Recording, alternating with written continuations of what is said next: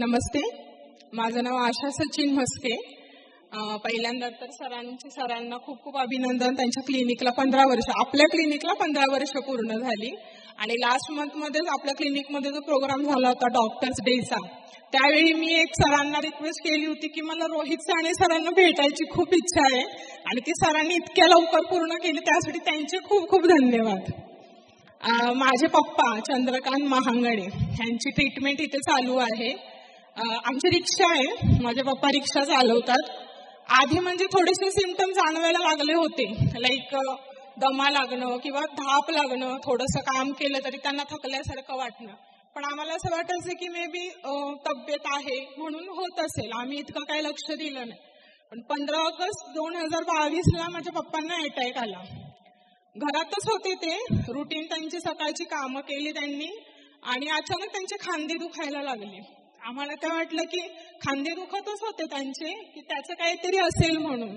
तर दवाखान्यात गेल्यानंतर डॉक्टरांनी डायरेक्ट आम्हाला ECG करायला सांगितलं.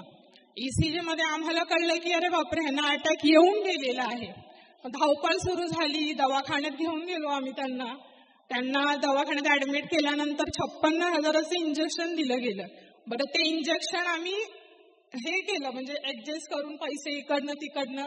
पण ते जेव्हा त्यांना दिलं गेलं तेव्हा आमच्यापैकी कोणी तिथे नव्हतं. आम्हाला लिटरली बाहेर काढलं की बाहेर जा. त्याच्यानंतर 8 दिवस माझे पप्पा तिथे होते. घरी आल्यानंतर डिस्चार्ज घेतला आम्ही. आम्हाला सांगितलं की एन्जिओग्राफी करायला पाहिजे. एन्जिओग्राफीमध्ये आम्हाला असं कळलं की 70 ते 80% ब्लॉकेजेस आहे. माझ्या पप्पांची किडनी हॉर्सशू आहे, त्याच्यामुळे त्यांचे जे आधीचे डॉक्टर होते त्यांनी सांगितलेलं की बायपास शिवाय तुम्हाला पर्याय नाहीये, तुम्ही एन्जिओप्लास्टी नाही करू शकत. घरी घेऊन आलो आम्ही त्यांना. इतके मेडिसिन त्यांनी दिले होते, काही गरज नव्हती त्यांना. म्हणजे ते वाचताना हे मेडिसिन कधी द्यायचं आणि काय द्यायचं हे आम्ही इतकं शिकलेलं होतं तरी आम्हाला काही कळत नव्हतं. त्याच्यानंतर 5 दिवस त्यांनी सांगितलं 5 दिवस खूप महत्वाचे आहेत, तुम्हाला खूप काळजी घ्यावी लागेल त्यांना. म्हणजे लिटरली ते झोपले, त्यांनी कूस जरी बदलली ना तरी मी तिथे राहायला होते, मी इथेच राहते, मी वाईला गेले होते तेव्हा. मी उठून असं वाटायचं की बापरे काय त्रास होतोय की काय. मग काय करायचं बायपास करायला तर आमच्या 4 बहिणी, आम्ही 4 जणींचा विरोध होता की बायपास नाही करायची, कारण बऱ्याचशा लोकांचे बायपासचे रिझल्ट आम्ही ऐकले होते, खूप बेकार होते की त्याच्यातनं माणूस नाहीच परत आलेलाच नाहीये तो. माझ्या बहिणीच्या एका मैत्रिणी सांगितलं की तुम्ही आयुर्वेद म्हणून माधवबागमध्ये करा. माधवबागबद्दल तेव्हा काहीही माहिती नव्हतं. मी खरं सांगते, माझं लग्न झालं तेव्हा माझ्या सासूबाईंना माधवबाग करायचा होता, तर सगळ्यात जास्त मीच विरोध केला. नाही म्हटलं, आपल्याला त्याच्याबद्दल काही माहिती नाहीये, बरं आपण पैसे भरू, त्यांना काय त्रास झाला तर पैसे परत मिळणार नाही, पण आपल्या आयुष्यामध्ये एक चांगली घटना घडायची असती ना, म्हणून माधवबाग आमच्या आयुष्यात आलं. आम्ही क्लिनिकमध्ये वाईवरून पुण्याला लगेच आणलं त्यांना 3ऱ्या दिवशी. आणि आल्यानंतर क्लिनिकला लिफ्ट नव्हती. तेव्हाच म्हणलं काय 3ऱ्या मजल्यावर 2ऱ्या मजल्यावर दवाखाना लिफ्ट नाही. आणि माझ्या पप्पांना खूप अशक्तपणा आलेला, 2 माणसांशिवाय ते चालवू शकत नव्हते. दोघांच्या खांद्यावरून आम्ही त्यांना वरती घेऊन गेलो. सरांना माझी बहीण भेटून गेली होती. सरांनी 2 तास सगळं सांगितलं व्यवस्थित की कसं काय आपण ट्रीटमेंट करणारे, काय करणारे. बरं, आमचे नवरे म्हटले होते की आयुर्वेदिकचं करायचं म्हणजे खूप वेळ लागणार, आपल्याकडे एवढा वेळ नाहीये म्हणून. सरांनी सांगितले की आपल्या हातात जेवढं आहे तेवढं आपण करूया. आम्ही माधवबागमध्ये घेऊन आलो त्यांना. सरांनी सांगितले की ऍक्च्युली खोपोलीला जायची गरज आहे, पण तेव्हा परिस्थिती अशी होती की आर्थिक खूप पैसे आमचे गेले. तेव्हा माझी बहीण इथे राहते सिंहगड रोडला. सर म्हणाले काही गरज नाहीये, तुम्ही येऊन जाऊन करू शकता. असे 3 महिने आम्ही ट्रीटमेंट केली. पहिल्यांदा जेव्हा 2D इको केला, म्हणजे ट्रीटमेंट सुरू करायच्या आधी, तेव्हा माझ्या पप्पांचं हृदय 45% पंपिंग होत होतं. सर म्हणाले 3 महिन्यामध्ये आपण 60 पर्यंत नेणार. सरांनी जो विश्वास दाखवला ना की सर खरोखर, मला भाऊ नाही, आम्ही 4 बहिणी, सर आमच्या आयुष्यात भावासारखे आले. भावासारखं त्यांनी आमच्या पप्पांचं रक्षण केलं. त्याच्यानंतर 3 महिन्यामध्ये 2D इको केला आम्ही. हृदय 60% नॉर्मल पंपिंग व्हायला लागलं.